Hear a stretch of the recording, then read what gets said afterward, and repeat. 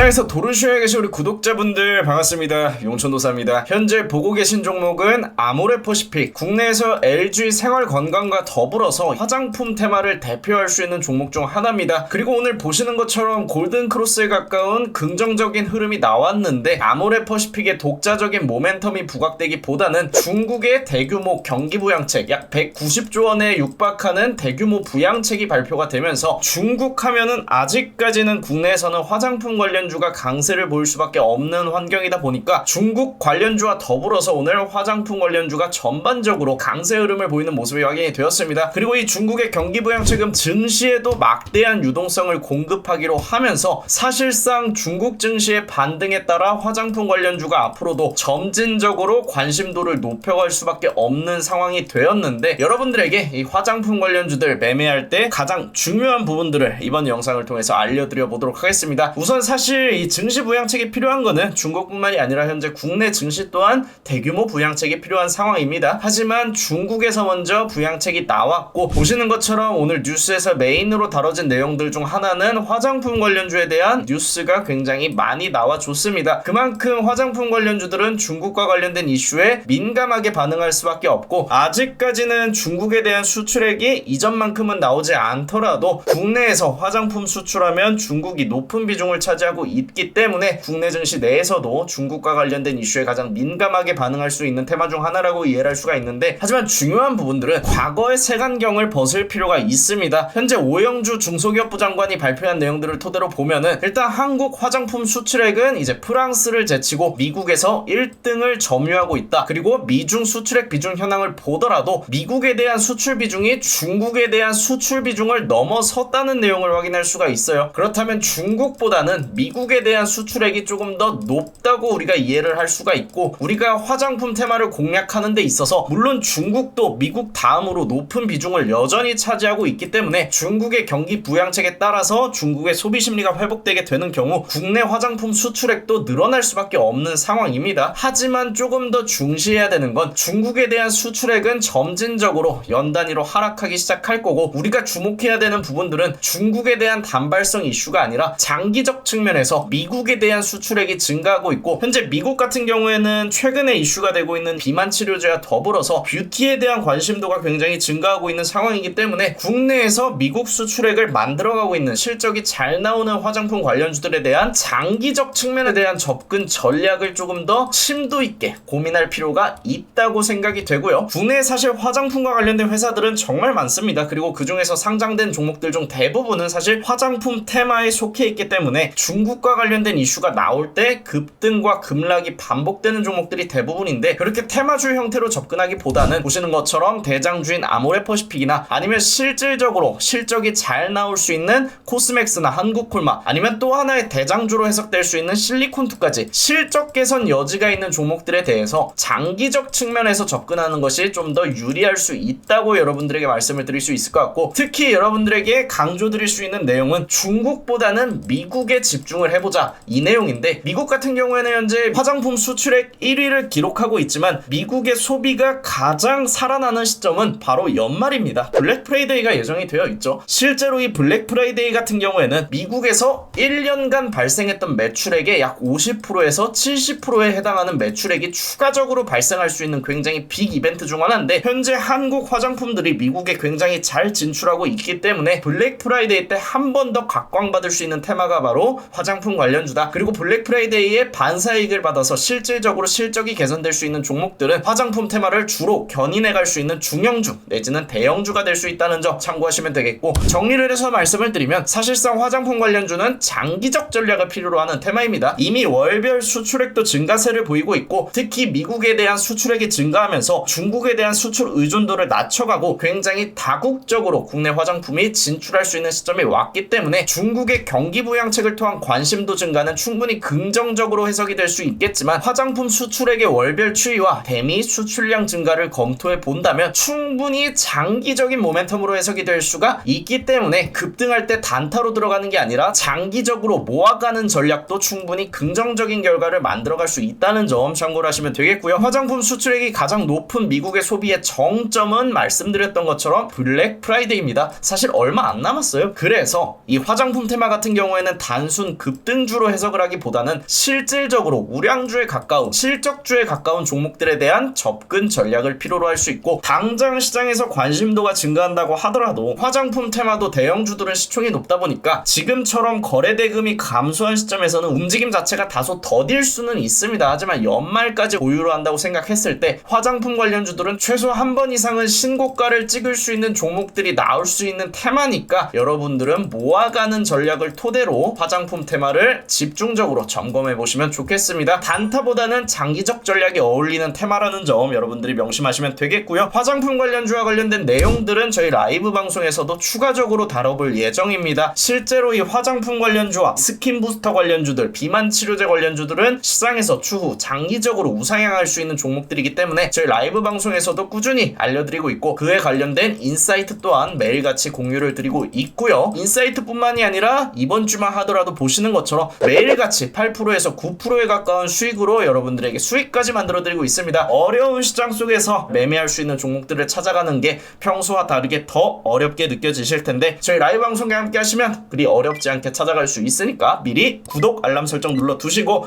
매일 8시 50분에 진행되는 생방송까지 참여하시기 바랍니다. 오늘 영상 여기서 마무리하고 내일 또 같은 시간에 만날게요.